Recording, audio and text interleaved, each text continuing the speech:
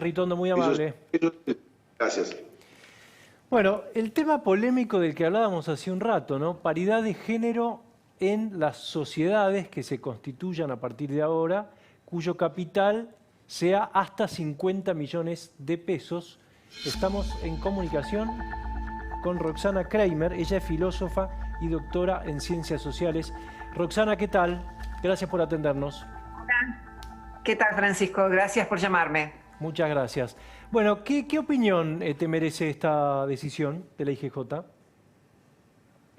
La decisión me parece inconstitucional porque quiebra el principio de igualdad ante la ley. Nuestra Constitución contempla la posibilidad de discriminación positiva o acción positiva, como aparece en los tratados a los que adhiere nuestra Constitución a partir del artículo 75. Sin embargo, la disparidad numérica en algunas empresas, porque esto no ocurre en todas, no está mostrando que exista una discriminación estructural, no está mostrando sexismo.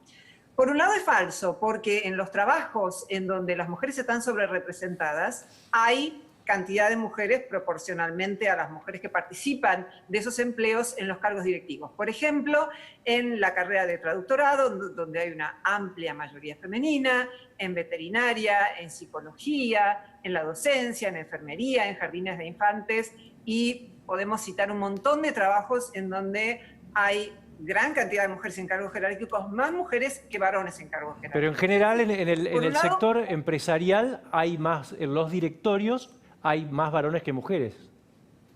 En general, digo. Depende de qué empresa estamos hablando, depende de qué empresa. Yo vi que también aparecían fundaciones acá. Hay un montón de fundaciones que son dirigidas por mujeres. Tenemos que ver el detalle fino. Por el otro lado, tenemos que ver que la mayor parte de las mujeres en todo el mundo y en nuestro país, según las estadísticas, son madres. Y esto supone tener que dedicar muchas horas cuando los niños son pequeños al trabajo justamente de cuidado. Entonces, si nosotros analizamos la cantidad de horas promedio que trabajan las mujeres en la Argentina y en todo el mundo, pero tengo cifras de la Argentina, vemos que en promedio trabajan 10 horas menos por semana. 32,3 contra 43,4 cifras del INDEC del 2018. Esto significa, y se corrobora con datos de todo el mundo, que las mujeres, cuando pueden elegir, porque quienes pueden hacerlo son de clase media para arriba, trabajan en promedio menos horas.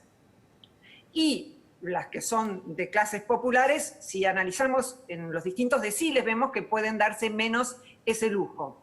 Y por otra parte, cuando son madres, con mucha más razón eligen trabajos que implican menos responsabilidad, menos horas, que quedan más cerca de casa. Esto está ampliamente documentado. Yo escribí un paper que está basado en muchísimos otros papers que pueden consultar.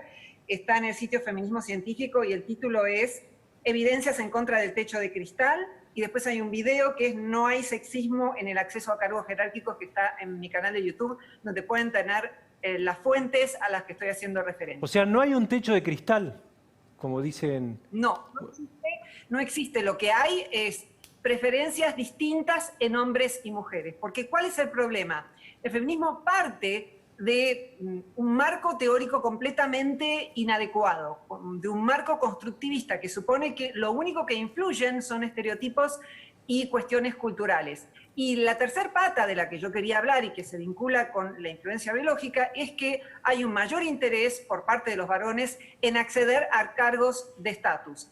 Esto obedece a dos razones. Por un lado, cuando son padres necesitan más dinero para bancar a sus hijos, porque hay una división del trabajo en el seno de la familia, en la cual en muchísimos hogares ella se queda más tiempo en el cuidado de los hijos y ellos dedican más tiempo a trabajar. Esto está muy documentado en distintos estudios. Y por otro lado, los estudios que hay sobre el tipo de hombres que buscan las mujeres actualmente, y esto se remonta también a tiempos pretéritos y no solo a la especie humana, hay una búsqueda de recursos de hombres y machos con estatus. Ahora, Roxana, perdóname. En donde la hembra realiza una mayor inversión parental, sí. Estas costumbres culturales que bien describís vos, no están dejadas atrás, no hay un cambio de época, no estamos virando hacia otro modelo de sociedad donde la participación de la mujer y el hombre debe ser igual por igual, tanto dentro de la casa como fuera de la misma. ¿En el rol laboral o en el rol del cuidado de los hijos? Por un lado, yo estoy hablando de influencias biológicas y culturales que interactúan sin que se puedan separar por completo. Hay mucha evidencia de que las mujeres prefieren trabajos con personas, trabajos sociales, focalizados en personas, y los varones prefieren más trabajos focalizados en objetos, como puede ser el tallercito, y en abstracciones, como puede ser matemáticas y muchas otras. Por eso hay mucha mayor producción teórica por parte de varones que de mujeres. Tenemos que oír qué es lo que prefieren las mujeres. Lo que dice el feminismo que prefieren las mujeres, que es ser prácticamente como un varón, un símil del varón, que trabaja tantas horas como un varón, trabaja en los mismos empleos que el varón, no es lo que cuando vemos las preferencias efectivas de las mujeres más predomina en promedio. Entonces, me cuesta un poco pensar en la preferencia de las mujeres como un bloque, ¿no? Pensar que las mujeres no son individuos igual que los hombres y que por ende seguramente haya mujeres que prefieran quedarse en sus casas, capaz de usar más tiempo y horas de trabajo para cuidar hijos, pero muchas otras mujeres pueden preferir usar ese tiempo en trabajar o en ocupar posiciones de poder dentro de las empresas. La realidad es que los porcentajes, si uno ve los números, la mayoría de los directorios de las empresas tienen mayoría de hombres. Ojo, yo no creo que el Estado pueda meterse en los directorios de las empresas y decidir. Creo que hay otras formas de incentivar la participación de las mujeres. Pero, por ejemplo, si nosotros vemos una empresa del Estado como YPF, hoy el directorio de YPF tiene todos directores hombres, ¿bien? O sea, es un hecho, ¿no? Uno va al directorio de YPF, ahí tenemos las imágenes, tenemos a Guillermo Nielsen, a Roberto Luis, Monti, Norberto Alfredo Bruno, Horacio Oscar, Ignacio Perincioli, Pedro Martín, bueno, todos directores hombres, todos los directores titulares, y ahí sigue la lista, Ramiro, Héctor, Celso, Sergio, Arturo, hasta que llegamos a los directores suplentes, donde recién en los directores suplentes hay 2 mujeres, ¿no? Entre todos los otros. ¿Cuál es el problema? El problema es que estás tomando una empresa. Sí, un sector masculinizado. Un sector masculinizado. El problema es dónde vos mirás. ¿Y por qué no mirás los jardines de infantes, psicología, veterinaria, los locales de venta de ropa, todas las empresas que tienen que ver con la ropa, con indumentaria? ¿Por qué no mirás los intereses femeninos en lugar Estoy de ver los totalmente de acuerdo con que masculinos? YPF Porque el problema es justamente ese. A las mujeres les importa muy poco lo que tiene que ver con YPF, del mismo modo que les importa menos en promedio. Lamento, pero tenemos que recurrir a promedios. Las personas son individuos, pero si queremos conocer la sociedad, tenemos que ver las estadísticas. Y lo que nos dicen es que la mayor parte de los oficios centrados en personas tienen sobrerepresentación femenina. Y estos son oficios que tienen que ver con psicología, con el cuidado, con lo que se vincula, por más rabia que le dé al feminismo, a las tareas de cuidado, que son muy dignas y que no tienen que estar por qué debajo de YPF y de empresas que tienen que ver con... ¿Y qué pasa con los sindicatos? ¿Qué pasa con los sindicatos de esos sectores feminizados? Por ejemplo, a las mujeres les interesa menos la política en promedio. Mirá todos los grupos que hay de Facebook y todos los grupos de Internet que hay sobre política. Cuando la política se convierte en algo mucho más práctico y se vincula con la pobreza, ahí sí les interesa. Mirá, por ejemplo, los doctorados en filosofía que hay. Hay un porcentaje ínfimo de mujeres y el único doctorado en 10 años que una mujer hizo sobre política fue sobre pobreza. Esto nos puede ayudar a mejorar la sociedad. Porque si sabemos que la política tiene que ser algo más práctico, más anclado en modificaciones reales que debería tener la sociedad, entonces ahí probablemente haya más mujeres que se interesen por la política. Digamos lo que es políticamente incorrecto, a las mujeres en promedio, no a mí ni a vos probablemente, pero sí a la mayoría, así como nos muestra el estereotipo que la mayoría son acertados cuando vamos a una reunión y la mayor parte de las mujeres se reúnen no a hablar de política y la mayor parte de los hombres sí se reúnen a hablar de política, mientras las mujeres sigan en ese tono, van a tener que padecer el castigo del que habló Platón. Vamos a tener que padecer la política que hacen los demás. Entonces, el problema no está en los hombres que no dejan a las mujeres participar de los sindicatos, sino está en el escaso interés político que tienen las mujeres. Y lo pueden ver donde quiera que mires. ¿Y crees que habría que promover ese interés? Sí, absolutamente. Creo que habría que promoverlo.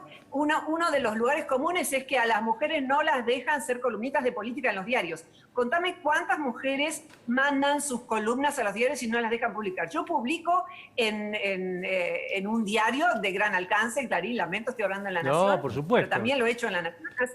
más de 30 años, nunca me dijeron, no, mirá, vos no podés porque sos mujer. Jamás, siempre lo pude hacer, siempre escribo sobre política, y las que protestan son feministas, las leo en Twitter, que de lo que escriben es de estudios de género, no escriben de política. Escriben sobre cómo las mujeres tendrían impedimentos que la verdad que no existen. No creo que exista un patriarcado. Yo escribí un libro que se llama El patriarcado no existe más, que va a salir por Galerna en breve, esperemos, donde trato de derivar del concepto abstracto de patriarcado distintas hipótesis falsables, brecha salarial y todas las cuestiones que el feminismo aduce que suponen una discriminación estructural, que yo creo que en los datos, cuando nos acercamos a ellos, no existen. Roxana, ¿te puedo dejar una pregunta para dentro de unos instantes? Porque está muy interesante el tema.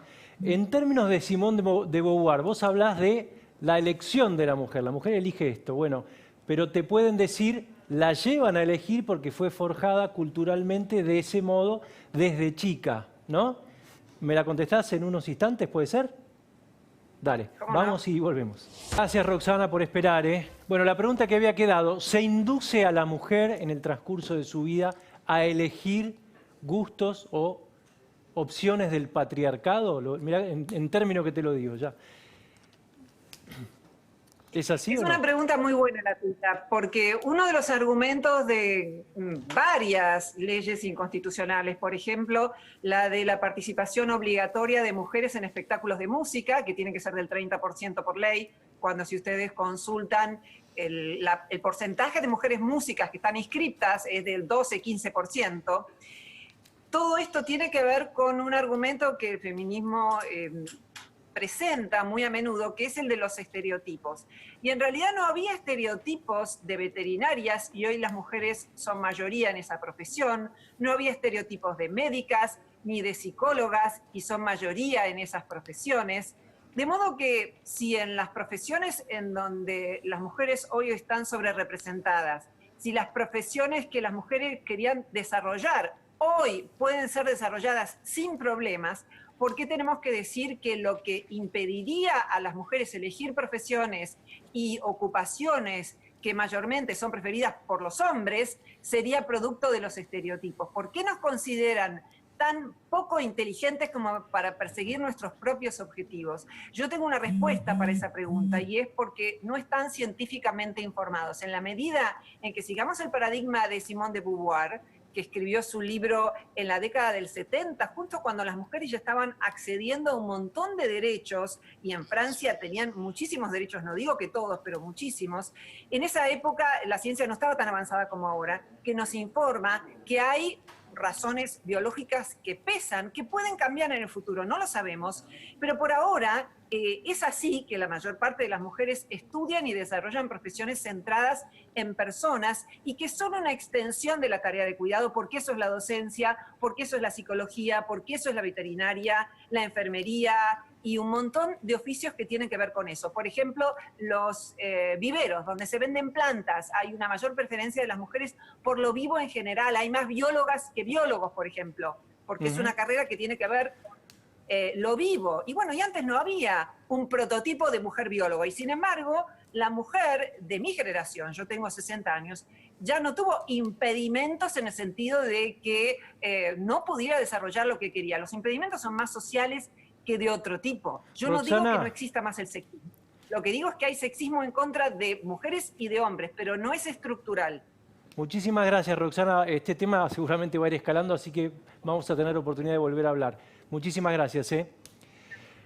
Gracias por llamarme. Jorge Liotti, en un minuto.